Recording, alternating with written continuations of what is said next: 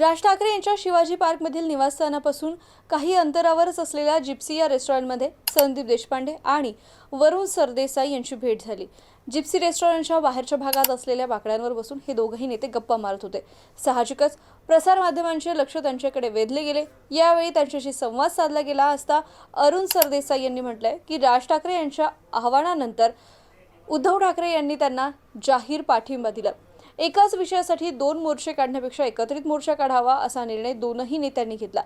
हा मोर्चा भव्य दिव्य असला पाहिजे, यासाठी विद्यार्थी, पालक, कलाकार आणि सामान्य नागरिकांना कशा प्रकारे आवाहन करायचे यासाठी आमची आज भेट झाली आहे। आम्ही प्रत्येक वेळी कॅमेरासमोरच भेटतो असं नाही, आम्ही एरवी देखील एकमेकांना भेटत असतो। राजकारणाच्या पलीकडे जाऊन काहीतरी करण्यासाठी उद्धव ठाकरे आणि राज ठाकरे हे एकत्र येत आहेत।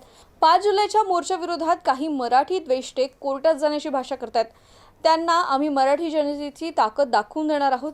राज ठाकरे यांनी महाराष्ट्र आणि मराठी माणसाच्या हितासाठी आम्ही आपापसातील मतभेद दूर ठेवण्यासाठी तयार झालोत असं सांगितलं होतं।